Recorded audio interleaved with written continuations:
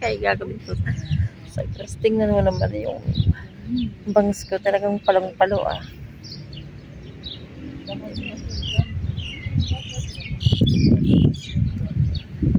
Sarap matulog ang presko. Malapit kasi ito sa dagat.